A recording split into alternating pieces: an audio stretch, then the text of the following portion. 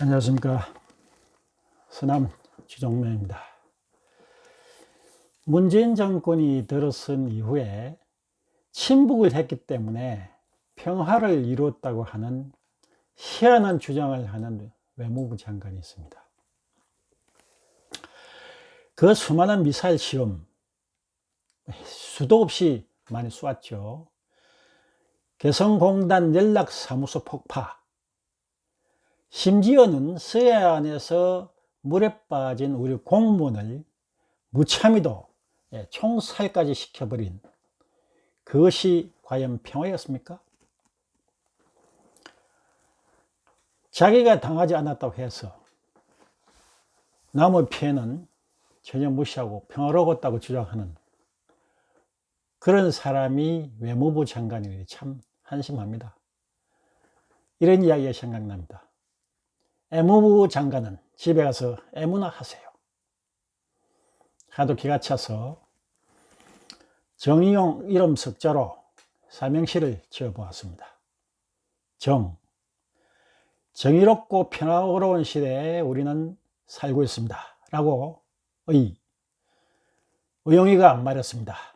국민들이 모두 깜짝 놀라자 영영 죽겠지? 라며 논리가 됐습니다. 네, 하도 의의가 앞서서 제가 삼행시를 한번 찍어봤습니다. 지난 시간까지는 그 교육과 국방에 대해서 제가 우리나라 비전을 이랬으면 좋겠다라고 제시를 했고, 오늘은 몇 차례 걸쳐서 이제 오늘부터 경제 얘기를 좀 할까 합니다. 지금 문재인 정권 들어서 경제가 곤두박질 치고 있다는 것은 누구나 다 잘 알고 있고, 특히나 문제가 뭐냐면은 국가 부채가 엄청나게 지금 급속도로 많이 늘어나고 있는 것이 큰 문제입니다. 지금 마치 현재 정권을 잡고 있는 사람들은 나라 돈이 자기 돈인 양 마냥 선심 쓰고 있습니다. 특히 선거철만 되면 유독 더 심하죠. 그런데 답답한 것은 그런 선심성, 선거용 돈 뿌리기 작전에 휘말려 들어가는 불쌍한 백성들이 상당수가 있다는 것이 상당히 안타깝습니다. 오늘은 우리나라 경제, 기업 살리기를 어떻게 하면 좋을까 하는 것을 한번 생각해 보았습니다. 경제라고 이야기하려면 먼저 경제의 주체가 누군가라는 것부터 한번 살펴봐야 되겠죠. 경제의 주체라고 하는 것은 의지와 판단에 의해서, 자신의 의지와 판단에 의해서 경제 활동을 행하는 개인 혹은 집단이라고 되어 있고, 거기에 물론 이제 개인과 기업과 정부, 외국, 이런 것들이 이제 경제 주체라고 할 수 있습니다. 여러분들이 뭐 경제학에서 대부분 배웠겠습니다만은, 이건 뭐 꼭 경제학이 아니더라도 아마 초등학교도 그게 나올 것 같은데, 경제 원리라고 하는 것은 가장 적은 비용으로 최대의 효과를 올린다. 그것이 바로 경제의 원리입니다. 그런데 이게 이제 경제 주체들이 반드시 경제 원리에만 충실한 것은 아닐 수가 있죠. 예를 들어 뭐 봉사나 자선, 약자에 대한 지원, 또는 뭐 공익을 위한 희생, 이런 것들도 있을 수 있으니까, 그렇다 치더라도 경제 주체 중 그 개인은 그야말로 개인이 알아서 활동하면 됩니다. 다만 개인의 경제 활동이 그 자체가 공익에 위반되거나 또는 법률에 저촉되거나 해서는 안 되겠죠. 다음으로 기업도 마찬가지입니다. 기업도 기업 나름대로 알아서 하게 놔두면 됩니다. 근데 문제는 정권을 잡은 사람들이, 모든 정권 잡은 사람들이 기업을 쥐락펴락 하려고 들기 때문에 심각한 문제가 발생하죠. 우리나라에는 2018년 말 기준해서 총 기업 수가 70만 8천여 개라고 지금 통계청에서 나와 있는데, 그 중에서 대기업이 2,200여 개고 중견기업이 그 2배 정도 되는 4,400개 정도 되고요. 나머지 중소기업이 99.1%나 되는 70만 2천 개가 됩니다. 기업체 수는 99.1%가 중소기업이 차지하고 있습니다.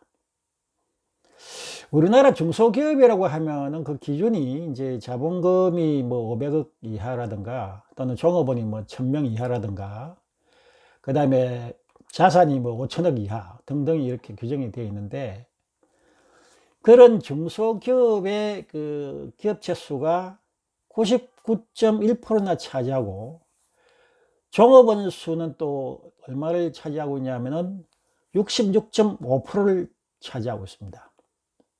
그럼에도 불구하고 매출액은 대기업이 전체 매출액의 47.3%, 중견기업이 15.2%, 중소기업은 37.5%에 불과하고, 더더욱 영업이익은 전체 64%를 대기업이 담당하고 있습니다. 이런 데이터를 보면은 적은 비용으로 최대 효과를 올린다는 경제 원리에 비해서 생각해 본다면 우리는 당연히 오히려 대기업에 투자를 해야 되는 것이 맞는 원리로 보입니다. 그런데 이제 대기업이나 중견기업은 스스로가 어느 정도 자생할 수 있는 능력과 경쟁력을 갖추고 있기 때문에 가장 기업체 수도 많고 인원이 많이 차지하고 있는 이제 중소기업을 우리가 이제 돌봐야 한다는 것이 일반적인 중론이기도 하죠. 근데 어떻게 보시면 대기업 하나의 이제 중소기업이 사실은 여러 개가 같이 공생을 하고 있습니다.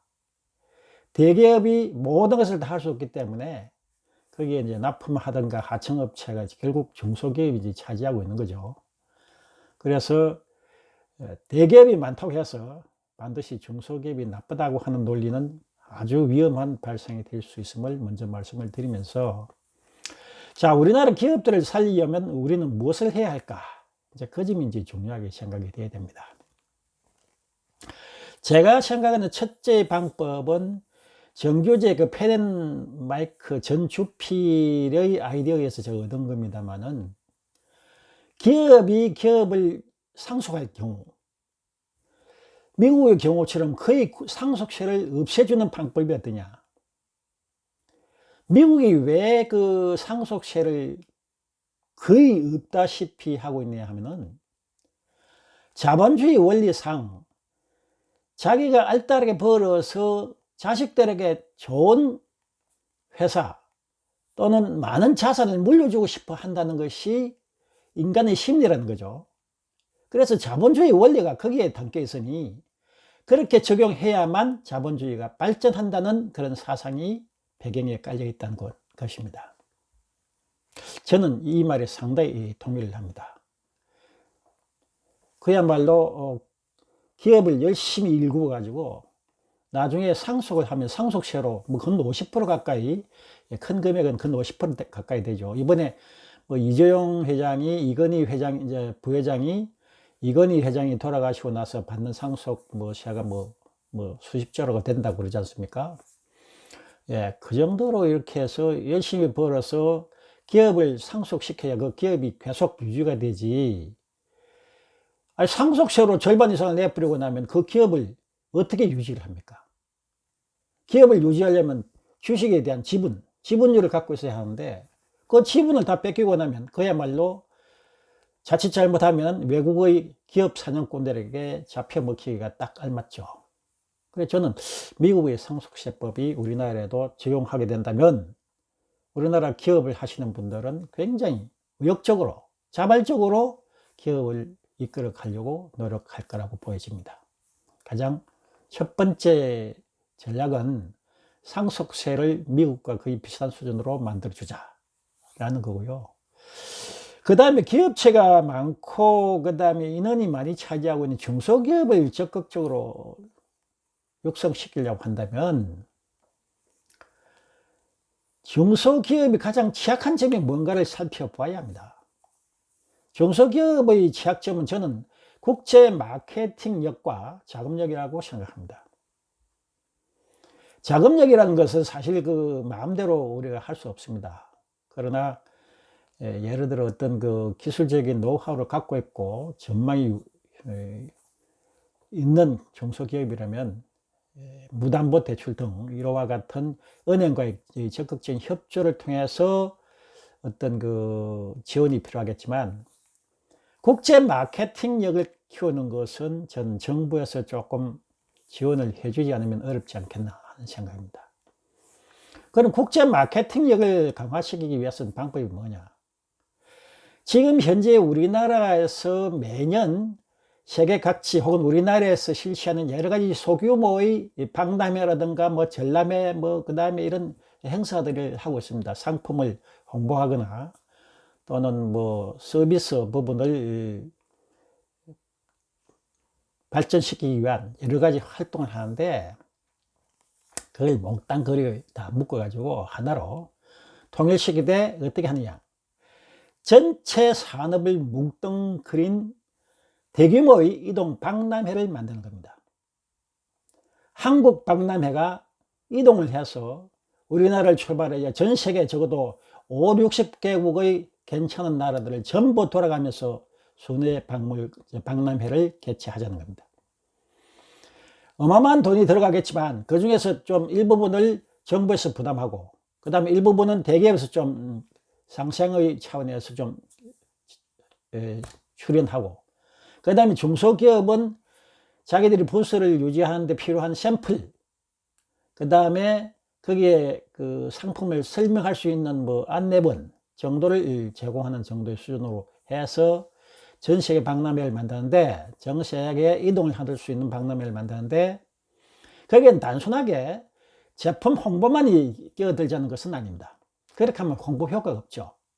우리나라의 문화예술 모든 분야를 총동원시키는 겁니다. 예를 들어서 일본에서 예를 들어서 우리 이동 한국 박람회가 개최된다 한다면은 거기에는 K-팝 공연, 그 다음에 민요라든가 각종 그 우리나라의 그 민속 공연 뿐만 아니고 각종 소설, 시, 그 다음에 뭡니까 그 게임 산업, 그 다음에 뭐 비디오, 오디오 할 것 없는 하여튼 총망라된 산업의 핵심 부분이 다 모이는 겁니다. 당연히 거기에는 뭐 대기업 부서도 있고 중소기업 부서도 있죠. 대기업 부서를 무조건 크게 하는 것보다는 좀 더 중소기업이 많은 참가를 할 수 있게끔 적어도 300~400개 이상의 그 중소기업이 참여할 수 있는 대규모의 이동 박람회를 만들어서 적어도 뭐 한 달에 1개국 정도를 선정해서 약 50여 개국, 그야말로 한 3, 4년 동안 계속 이동하면서 박람회를 개최해서 세계 시장에 우리의 모든 산업을 다 소개하고 거기에서 수주를 연결하고자 하는 겁니다. 그렇게 되면 중소기업들의 제품이 전 세계로 퍼져나가게 돼서, 지금 우리나라 구조상의 중소기업이 힘든 게 뭐냐면 주구나 장창 그냥 대기업만 바라보고 있는 하청 구조기 때문에 힘든 겁니다. 조그만 중소기업이라도 전 세계 시장을 상대로 해서 무역을 하고 있다면 단순하게 어느 한두 개의 대기업만 하청받아 가지고 명운이 좌지우지 되진 않을 것입니다. 그래야 그 중소기업이 앞으로 강소기업이 되고 앞으로 점점 중견기업 내지는 대기업으로 육성될 소지가 있습니다. 또 하나 뭐냐면은 중소기업의 그 마케팅력을 강화시키기 위해서는 5천 결사대를 조직하자는 것이 제 의견입니다. 5천 결사대로 그러면 옛날 그 백제 때 계백장군이 그 인소로가 나간 황산벌 전투에서 장렬하게 싸우다 전사한 500결사대, 5천 결사대가 아니라 우리나라에서 의학을 좀 공부한 뭐 고등학교 이상의 학력자라면 의학이 좀 어느 정도 뒷받침되는 학생들 5,000명을 모집을 해서 그 사람들 한 3개월간 한 달은 중소기업에 들어가서 제품 교육을 받고 2개월은 의학교육이나 자기가 가야 할 나라에 대한 마케팅 공부를 충분히 해서 해외 영사관을 통해서 내보내는 겁니다. 물론 그 해외 영사관들이 이 학생들을 지원을 해주긴 하겠지만 어쨌든 그 사람이 외국에 나가서 2년 동안 마케팅을 하고 수주로 활동하는 그 비용은 정부가 부담하는 겁니다. 그렇게 해서 그 사람들이 2년 동안에 열심히 수주 활동을 해서 물어다 준 오더를 가지고 거기에 중소기업이 이제 수출을 통해서 이익이 발생이 된다면 그 이익금의 한 30% 정도는 이 비용으로 정부에 다시 돌려주는, 환수해주는 그런 방법을 한다면 중소기업이 별로 나쁠 이유는 없겠죠. 자기 제품을 팔아주는 국제 영업 사원을 정부에서 육성해서 해외로 내보내고 그 사람이 해외에서 수주를 받아와서 그 기업이 수출을 하게 되면은 거기에서 발생된 이익금 30% 정도야 충분히 비용을 부담할 준비는 될 수 있으리라 생각합니다. 이렇게 해서 기업이 스스로가 기업 활동을 하고 싶어 하고 그 다음에 정부가 앞에서 이끌어주는 국제 마케팅을 발휘해 준다면은 우리나라 중소기업들은 단순한 대기업의 하청업체가 아니라 자기의 기술만 갖고 있다면 세계 어디를 누벼도 당당히 기술적으로 승부를 할 수 있는 경쟁력을 갖춘 기업이 될 것이라고 저는 자신합니다. 그러한 비전이 과연 실현될 수 있을는지는 잘 모르겠습니다. 물론 뭐 비용이 이제 많이 들어가는 문제도 있겠죠. 그러나 이동 박람회 같은 경우는 지금도 우리 해마다 그 산발적으로 여러 가지 그 전시회를 하고 있기 때문에 그런 비용들을 다 묶어서 한꺼번에 정리를 하고 그 다음에 지금 뭐 애매하게 뭐 청소년 그 뭐 실업수당이 뭐니 나가고 있는 것들 있지 않습니까? 그런 걸 몽창 묶어 가지고 5천 결사대회를 한 2년 동안 그러니까 1년에 5천 명씩 2년 하면 만 명이 되죠. 10,000명 정도의 해외 수주할 수 있는 영업 역군들이 국제 마케팅 역군들이 만들어지면은 우리나라 중소기업들의 마케팅력은 굉장히 제고될 것이고 적어도 그 사람들이 해외 경험을 가지고 들어와서 그 중소기업에 뭐 다시 근무하지 않더라도 우리나라의 마케팅력은 굉장히 상승되리라고 생각되어집니다. 기업을 운영하려면 제품 기술력도 중요하지만 근본적으로 판매력, 영업력과 또 자금력이 따라줘야 됩니다. 그러려면 그에 대해서 정부가 중소기업이 약한 부분을 이끌어주는 그런 역할을 한다면 기업들은 스스로가 잘 이루어날 것이라고 생각되며 이제 다음 시간에는 우리가 많은 그 정부 규제들을 좀 해제하자는 이야기와 또 하나 근본적으로 우리나라의 안에서만 우리가 우물한 개구리로 살자고 할 게 아니라 대규모 해외 프로젝트를 한번 개발해서 우리 민족의 긍지를 일으키면서 산업 역동을 한번 일으키자는 웨스트 코리아 전략을 제가 한번 제시를 해 보겠습니다. 그 내용은 제가 옛날에 그 지었던 전자책 동방의 불꽃이라는 책에도 잘 나와 있습니다만 저는 그 웨스트 코리아 프로젝트 이것이 앞으로 우리가 필요한 대규모의 프로젝트 아닐까라는 생각을 해봅니다. 그건 다음 시간에 한번 다시 들려드리도록 하겠습니다. 들어주셔서 대단히 감사합니다. 오늘도 또 봄의 입구에서 눈이 내렸습니다. 갑자기 추워졌다, 따뜻해졌다 하는 환절기 건강 유의하시고 좋아요와 구독 또 다른 분들에게 공유 부탁드립니다. 감사합니다.